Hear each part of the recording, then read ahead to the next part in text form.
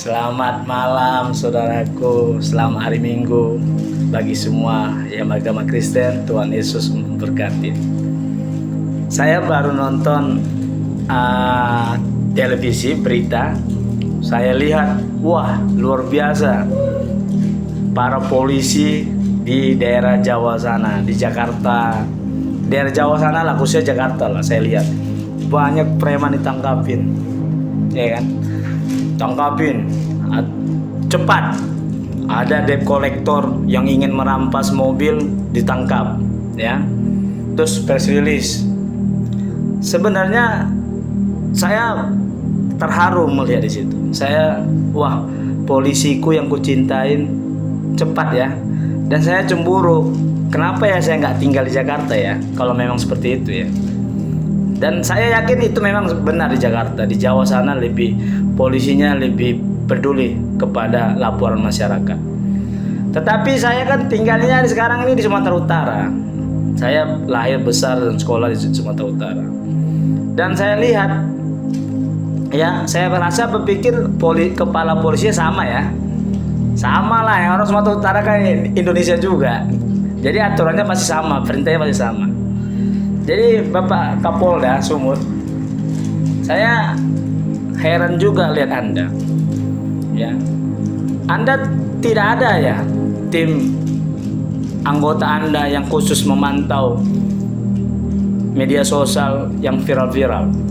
Ya. Kurasa tidak ada, karena terbukti sampai sekarang yang saya laporkan pun tidak berjalan. Apalagi Anda Kapolres Deli Serdang, ya, saya rasa pun nggak ada.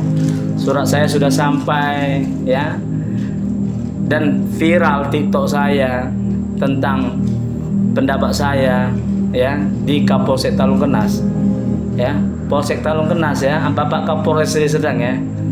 Ilmu Anda sama saya rasa ya sama masalah hukum, apalagi masalah hukum pidana ya.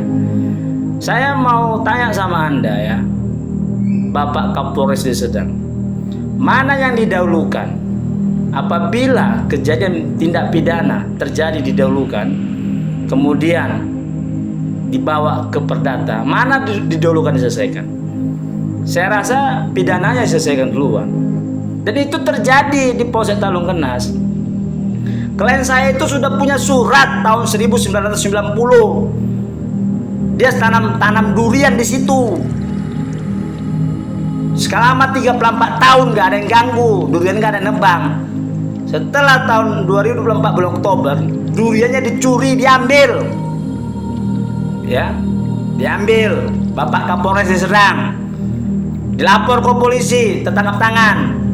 Polisi pada saat itu mempertanyakan mana suratnya, dibawa suratnya. Oh, asli. Tidak ada itu masalah yang lain-lain. Tapi anggota Anda yang di Polsek Talungkenas sama penyidiknya, sama kanitnya, itu disekolahkan negara. Ya, ilmu hukumnya digunakan untuk menipu klien saya sebelum saya masuk jadi pengacara. Dia tipulah. Dia tidak proses pidananya, dibilangnya pencurian kayu itu di atas tanah klien saya, tidak pidana, dibawanya ke perdata. Anda pasti tahulah Kapolres Deli Serdang, dia bawa perdata itu karena sudah dapat duit, dia sudah pasti. Mana ada orang menggunakan ilmunya untuk menipu orang lain kalau tidak dapat sesuatu. Saya berani berdebat sama Anda. Dibawanya ke perdata, dialihkannya perkara itu, pencurian kayu itu, ke Dinas Kehutanan. Biar tahu Anda, Bapak Kapolres Deli Serdang. Semalam saya jumpain itu Dinas Kehutanan Provinsi Sumatera Utara, Bapak Arab itu. Bapak Arab itu bilang, dia bingung. Kayu durian itu bukan kayu hutan, kata Bapak Arab. Kayu durian itu ada yang nanam, ada yang rawat, tumbuh besar. Artinya itu bukan tumbuh sendiri. Makanya Bapak itu bingung, kok dibawa ke Dinas Kehutanan Provinsi Sumatera Utara. Itu tadi kepintaran Kapolsek Talungkenas kanitnya untuk mengamankan orang yang telah menjogok dia supaya tidak ditahan dan mencuri kayu itu. Dia gunakan, dibawanya perkara itu ke perdata. Gila gak? Saya bilang lah, berdosa besar kalian yang menggunakan ilmunya untuk pesanan. Itu satu kasus Bapak Kapolres Deli Serdang di Talun Kenas.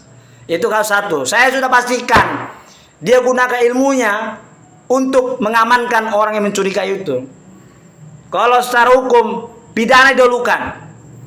Ya, kayu itu ditanam oleh klien saya, dirawat, dibesarkan, ada suratnya, ada orang lihat, ada saksi, dicuri sama orang, ditangkaplah. Kok lari ke perdata dibilang itu tanah negara? Luar biasa. Maka saya katakan, Bapak Kapolres Deli Serdang, enak Anda makan-makan tidur dapat uang Anda banyak. Tetapi viral Anda nggak ada mau tahu. Ente Anda nggak peduli dengan kejadian masyarakat. Ya. Itu satu ya. Satu lagi biar tahu Anda, Bapak Kapolres Deli Serdang, ya. Bulan Januari ada masyarakat miskin dipukulin, dikeroyok 3 orang sama tetangganya kiri kanan depan. Di depan istrinya dan anak-anaknya hampir mati. Untung ada yang menyelamatkan. Setelah diselamatkan, Bapak Giawa ini yang orang miskin ini dibantu oleh dusun, kepala dusun Pak Dirman Sembiring, melapor ke Polsek Talun Kenas. Pada saat itu, biar Anda tahu nih Bapak Kapolres Deli Serdang, anggota Anda, pada saat itu disuruh visum, udah diikutin. Yang membuat pasal 170 itu ya polisi itu sendiri, penyidiknya yang menerima laporan itu. Iya, karena memang dia dikeroyok. Kalau lebih dari satu kan berarti dikeroyok. Ancaman hukumannya 5 tahun. Seharusnya setelah proses saksi semua, besoknya ditangkap lah itu ngeroyok. Tapi kekuatan uang melebihi segalanya. Biar Anda tahu Bapak Kapolres Deli Serdang. Ya, sampai sekarang dari Januari sampai sekarang yang memukuli tetangganya itu tidak ditangkap. Sampai anaknya pun trauma.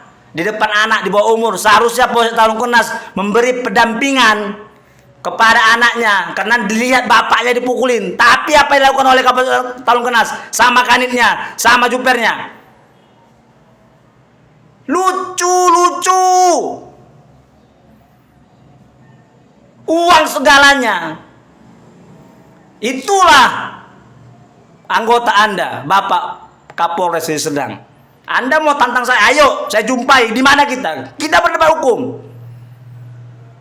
Kan hukum ini dibuat untuk fakta. Fakta sebenarnya polisi itu harus membuat fakta sebenarnya, bukan karena pesanan. Waktu melapor pertama, polisi itu yang menyatakan pasal 170. Diperiksa saksinya, anaknya diperiksa. Sudah jelas, seharusnya besoknya 2000 ditangkap. Karena dia sudah pukulin orang sampai mau mati. Tapi dibiarin. Malah saya bantu 2 minggu kemarin baru ditetapkan tersangka. Setelah ditetapkan tersangka, tahu Anda Bapak Kapolres Deli Serdang apa dibuatnya pasalnya? Pasal 351 penganiayaan ringan, bukan pengeroyokan. Macam mana penganiayaan ringan? Dia sudah mau mati, nggak kerja 3 hari. Itulah saya katakan. Itu lagi yang terakhir ini. Yang terakhir saya alami sendiri. Ya. Mobil saya mau dirampas di pinggir jalan, saya videokan. Istri saya lupa bayarnya. Bayar istri, ini mobil istri saya bawa, saya videokan. Hampir saya mau nabrak orang gara-gara dipepet, mau dirampas mobil saya. Untung saya bertahan, mental saya kuat. Saya videokan itu para yang perampas. Yang mau merampas ini si Nugraha namanya, pegawai ACC Medan, atas perintah kepala ACC Medan, Marga Gultum. Ya, saya sudah laporkan ke Polsek Batumbak, saya buat keterangan, saya kasih videonya. Sampai sekarang saya nggak tahu, tanggal tidak. Kenapa? Saya nggak ada kasih duit. Saya nggak kasih duit, saya ikutin. Enak aja kalian mau kasih duit baru kalian kerja. Kalian enak kok dapat gaji negara kok. Tunjangan kalian sih, anak istri kalian semua dikasih kok. Nah, sekarang kenapa gak ditangkap para debt collector itu? Padahal di TV di Jakarta orang udah ada videonya kok. Sudah saya kasih videonya. Jelas. Sampai sekarang saya gak dikabari, sudah 2 minggu. Saya biarin aja dulu. Ya itulah mental polisi di Sumut. Biar Anda tahu. Mereka